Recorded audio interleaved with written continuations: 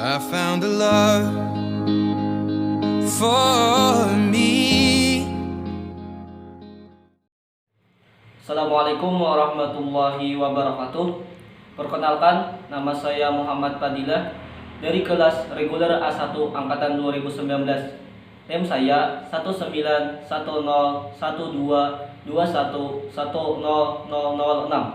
Di sini saya akan menjelaskan sekaligus mempraktikkan materi tentang pembalutan, pembidaian, dan tapping. Selamat menyaksikan. Materi pertama yaitu pembalutan. Pembalutan itu sendiri adalah tindakan untuk menyangga atau menahan bagian tubuh agar tidak bergeser atau berubah dari posisi yang dikehendaki. Tujuan pembalutan itu sendiri adalah yang pertama, menghindari bagian tubuh agar tidak bergeser dari tempatnya. Yang kedua, mencegah terjadinya pembengkakan. Yang ketiga, menyokong bagian tubuh yang cedera dan mencegah agar bagian itu tidak bergeser. Yang keempat, mencegah terjadinya kontaminasi. Yang kelima, mengurangi kerusakan jaringan yang luka. Yang keenam, mengurangi rasa sakit dan nyeri pada luka. Yang ketujuh, mencegah dari bahaya cacat dan infeksi. Dan yang terakhir atau yang kedelapan, menghindari bahaya maut. Jenis pembalut yang sering digunakan dalam pembalutan yaitu yang pertama, mentela, yaitu kain pembalut berbentuk segitiga. Yang kedua, pita, adalah pembalut yang digulung. Terus yang ketiga yaitu plister, yaitu pembalut yang memiliki perekat. Terus yang keempat yaitu kasa steril, yaitu kain kasa yang steril, yang bersih. Terus yang terakhir yang kelima yaitu elastis banded atau perban elastis. Untuk kali ini saya akan menggunakan jenis pembalut yaitu perban elastis dalam praktik saya. Berikut tata cara atau prosedur pembalutan. Pertama, perhatikan terlebih dahulu beberapa saat bagian mana dari sang penderita yang akan dibalut, serta apakah luka atau cedera memar dalam saja. Selanjutnya, terus tentukan jenis pembalut seperti apa yang pas untuk digunakan sesuai apa yang dialami si penderita. Terus, sebelum membalut, apabila luka tersebut jenis luka terbuka, perlulah dikasih terlebih dahulu obat merah. Terus dibalut dengan pembalut yang mengandung disinfektan. Setelah itu, mulailah membalutkan. Akan tetapi, harus memperhatikan hal-hal seperti berikut. Pertama-tama, posisikan balutan yang paling nyaman untuk kegiatan pokok penderita atau si penderita saat bergerak. Terus, tidak mengganggu peredaran darah. Misalnya, pada balutan berlapis, lapisan diusahakan jangan terlalu kencang. Yang terakhir yaitu pembalut tidak boleh kendor atau lepas ketika si penderita bergerak. Untuk lebih jelasnya, saya akan mempraktikannya sebagai berikut.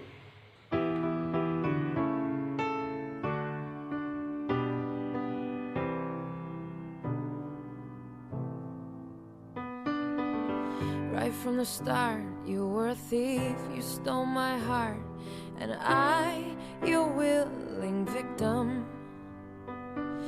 I let you see the parts of me that weren't all that pretty, and with every touch you fixed them. Now you've been talking in your sleep, oh, oh, things you never say to me.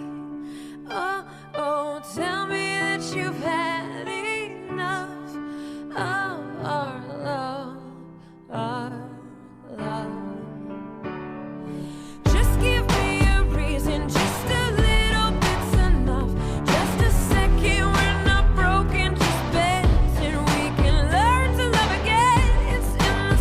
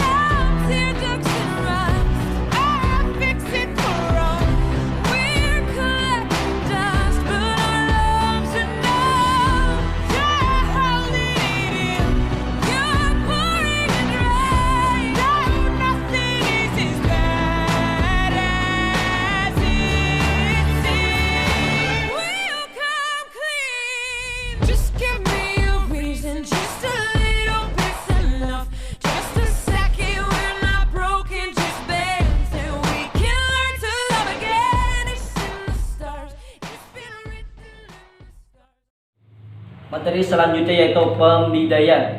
Pembidaian adalah memasang alat untuk imobilisasi yang berfungsi untuk mempertahankan kedudukan tulang. Alat pembidaian yaitu berupa bidai atau spur. Adalah alat dari kayu ataupun anyaman kawat ataupun kardus atau bahan lainnya yang kuat, akan tetapi ringan, serta digunakan untuk menahan ataupun menjaga agar bagian tulang yang patah tidak bergerak atau imobilisasi, serta memberikan istirahat dan mengurangi rasa sakit. Tujuan pemasangan bidai yaitu sebagai berikut. Yang pertama, mencegah pergerakan tulang yang patah. Yang kedua, mencegah bertambahnya perlukaan pada tulang yang patah. Terus yang ketiga, mengurangi rasa sakit. Terus yang keempat, mengistirahatkan daerah patah tulang. Selanjutnya, beberapa patah tulang yang memerlukan pertolongan dengan pembidaian antara lain yaitu patah tulang tungkai bawah dan patah tulang lengan. Berikut syarat-syarat dalam pembidaian. Yang pertama, siapkan alat-alat selengkapnya. Yang kedua, bidai harus meliputi 2 sendi dari tulang yang patah. Sebelum dipasang, diukur terlebih dahulu pada anggota badan korban yang tidak sakit. Yang ketiga, ikatan jangan terlalu keras dan jangan terlalu kendor. Yang keempat, bidai dibalut dengan pembalut sebelum digunakan. Yang kelima, ikatan harus cukup jumlahnya, dimulai dari sebelah atas terus bawah tempat yang patah. Yang keenam, kalau memungkinkan anggota gerak tersebut ditinggikan setelah dibidai. Yang ketujuh, sepatu, gelang, jam tangan, dan alat pengikat perlu dilepaskan. Selanjutnya yaitu prinsip pembidaian sebagai berikut. Yang pertama, lakukan pembidaian di tempat di mana anggota badan mengalami cedera atau patah tulang. Selanjutnya, lakukan juga pembidaian pada sangka si korban sudah pasti patah tulang. Jadi, tidak perlu harus dipastikan dulu adanya tidaknya patah tulang. Yang terakhir, harus melewati minimal 2 sendi yang berbatasan. Untuk lebih lanjut atau lebih memperjelas, berikut praktiknya.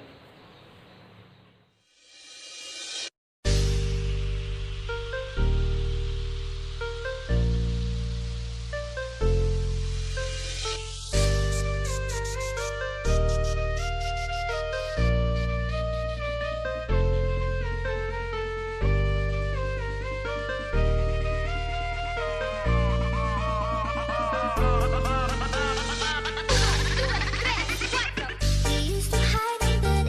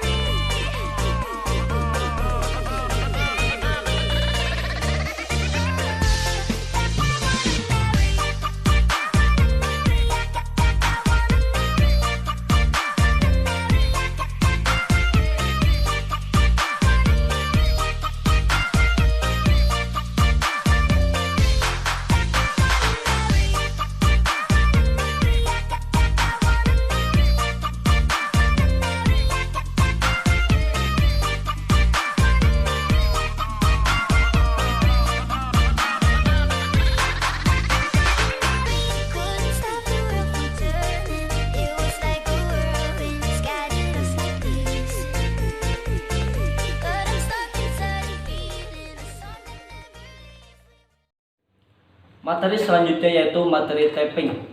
Secara umum, kinesiologi tape yang sering digunakan dalam istilah taping. Kinesiotape atau pita kinesio adalah polyester berpelekat yang berbentuk pita dan terbuat dari bahan lateks. Pita ini mempunyai ketebalan dan elastisitas yang hampir menyerupai kulit manusia, sehingga tidak membatasi pergerakan saat digunakan dan tidak menimbulkan penekanan pada area perekatan. Oleh karena itu, dapat digunakan dalam waktu yang cukup lama, yaitu 5-7 hari, tanpa harus dikhawatir dengan pembatasan gerak dan perlukaan area kulit yang didekatinya. Tujuan utama dari alat ini untuk mengurangi rasa sakit atau nyeri dan meningkatkan penyembuhan jaringan lunak. Namun, terdapat manfaat lain dari kinesiotape, yaitu mengurangi kelelahan otot, mengurangi pembengkakan atau edema, meningkatkan drainase cairan limpatik, dan meningkatkan aliran darah. Berikut prinsip kerja kinesiotape.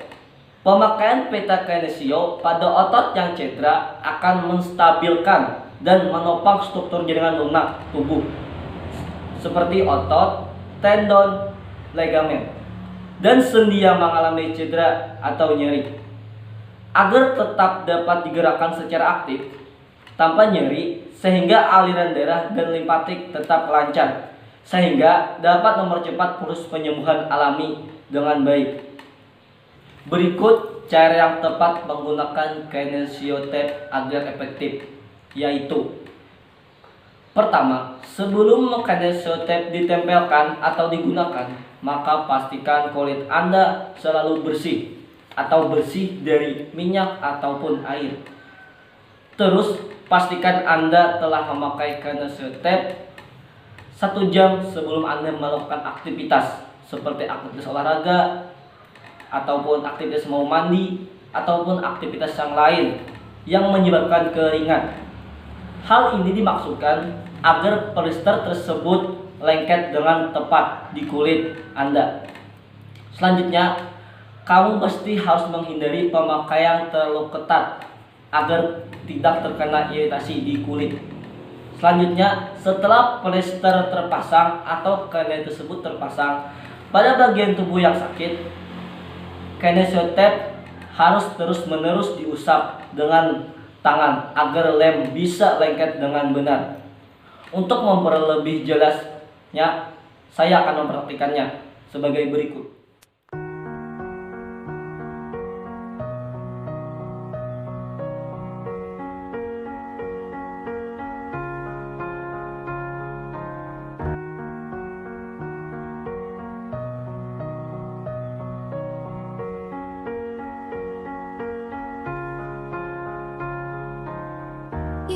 The shadow to my light, did you feel us? Another star, you fade away. Afraid our aim is out of sight. Wanna see us alive. Where are you now? Where are you now?